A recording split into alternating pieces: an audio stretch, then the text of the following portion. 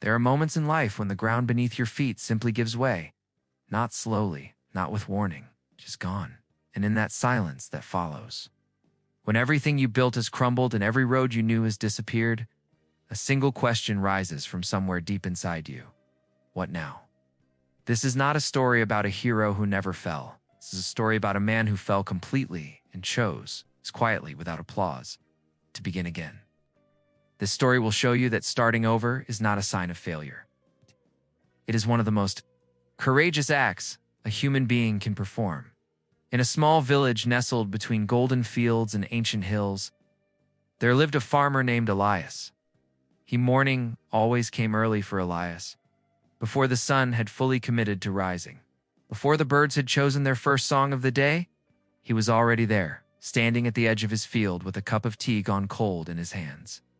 Watching the horizon the way a man watches something he loves deeply and takes entirely for granted. He was 51 years old, broad-shouldered, slow to smile, and slower still to speak.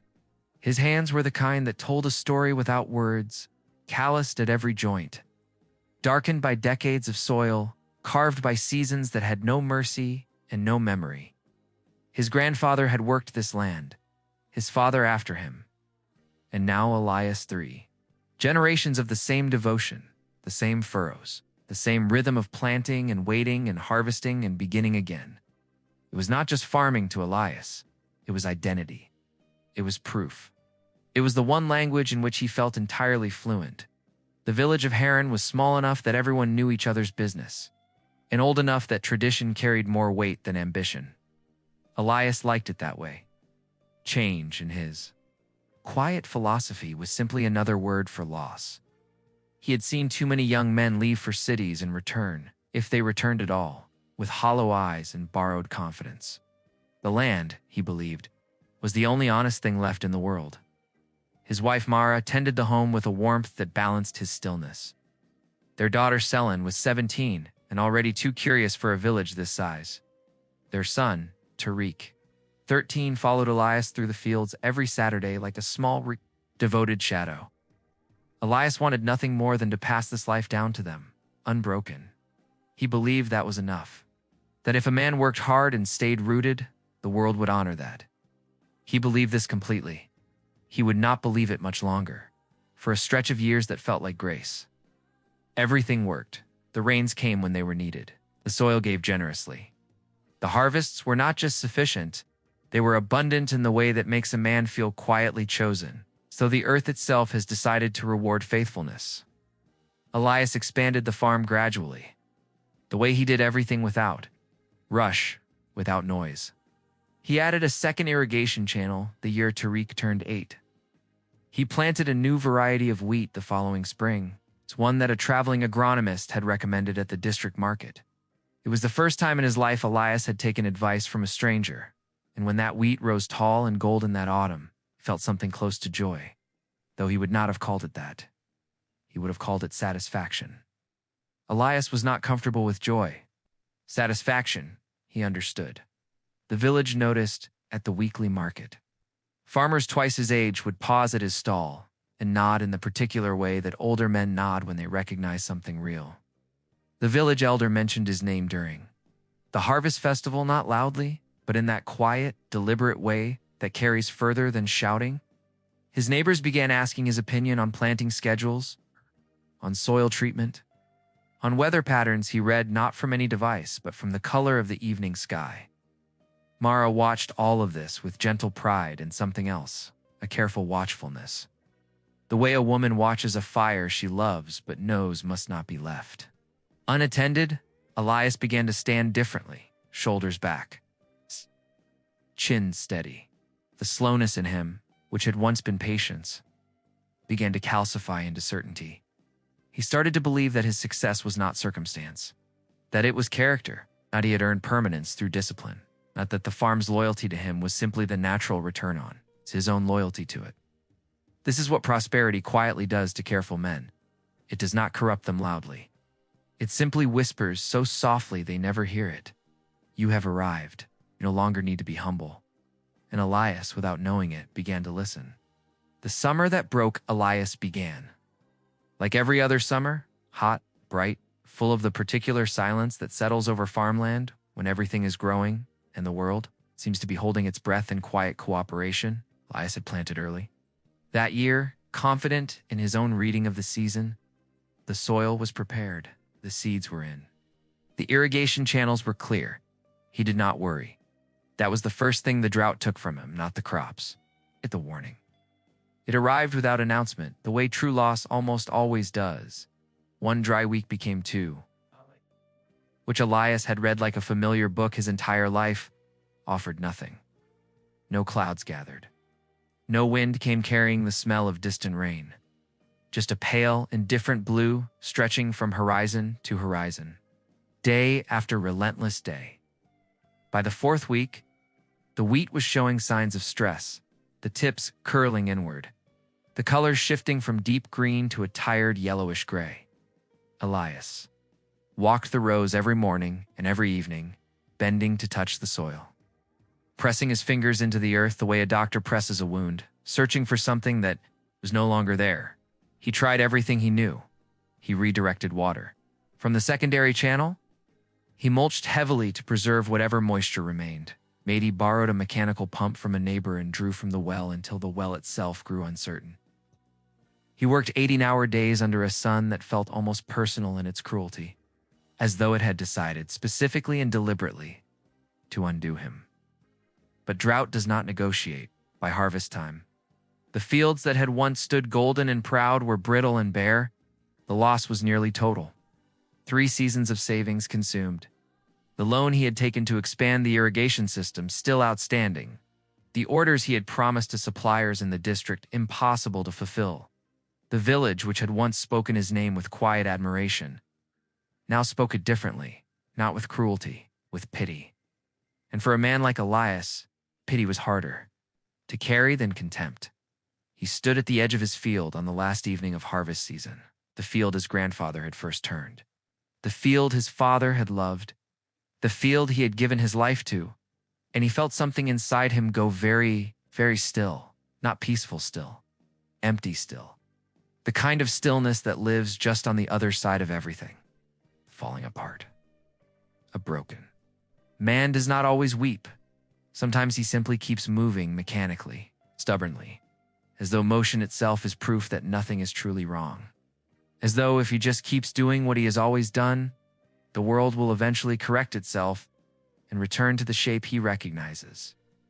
This is what Elias did.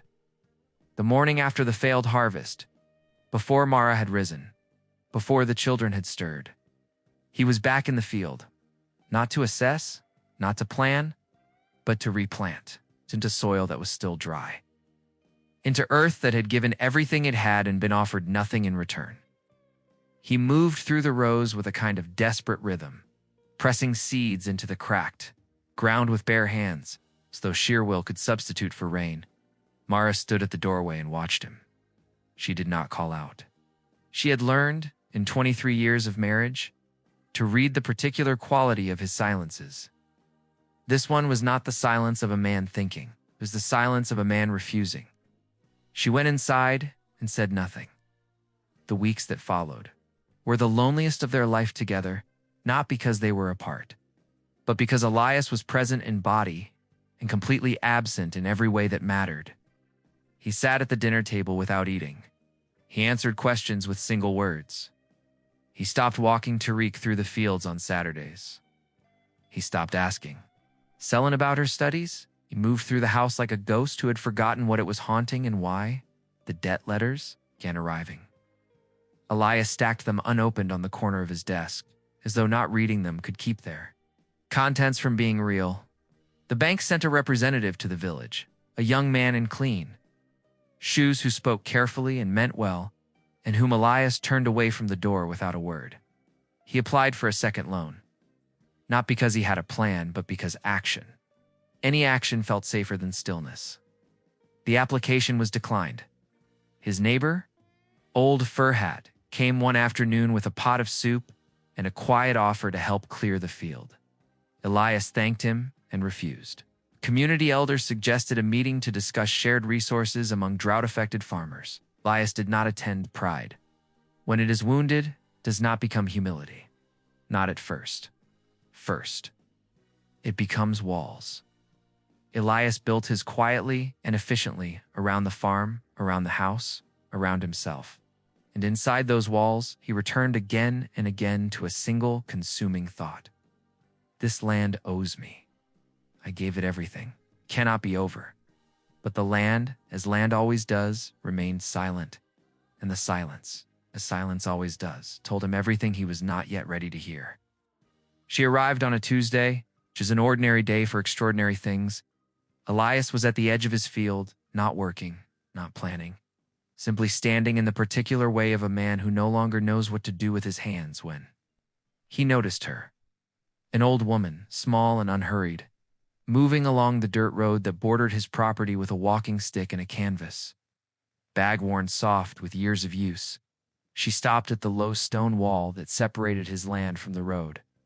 Not rudely, not with the intrusive brightness of someone looking for conversation. She simply stopped, the way a person stops when something genuinely interests them, and looked out across his dead field with calm, unhurried eyes. Elias watched her from a distance, waiting for her to move on. She did not move on. After a long moment, he walked over, not out of hospitality, but out of the quiet irritation of a private man whose solitude has been observed.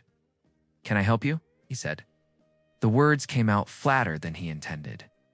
She turned and looked at him with the kind of eyes that have seen enough of life to no longer be surprised by any of it. "I was just looking at your soil," she said simply. "It's exhausted." "But it isn't dead." Elias said nothing. He had heard enough opinions about his soil. She did not seem to require his response. She set her bag down on the wall and looked out again, as though the field was a piece of music she was listening to carefully. "I've been a gardener for 50 years, she said, after a while. "I've killed more plants than I can count. You know what I learned?" He didn't answer.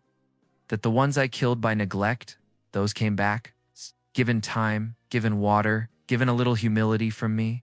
She paused. "But the ones I killed by refusing to let go, the ones I kept forcing to grow the same way in the same soil without change, those never came back, because I loved them in the wrong direction." The words landed quietly, not like a lesson. Like a stone dropped into still water. Small entry, widening rings. Elias looked at his field. At the cracked earth, at the rows he had replanted in desperation, and watched fail again in silence. "What would you do?" he asked. The question surprised him. He had not asked anyone for anything in months. She picked up her bag. "I would stop trying to grow back what was," she said. "I would ask the soil what it needs now. Not what you need. What it needs." She began walking again, unhurried, in the direction she had been heading. "The land isn't punishing you," she called back without turning around. "It's just changing. Question is whether you'll change with it." And then she was gone around the bend in the road, back into the ordinary Tuesday from which she had come. Elias stood at the wall for a long time.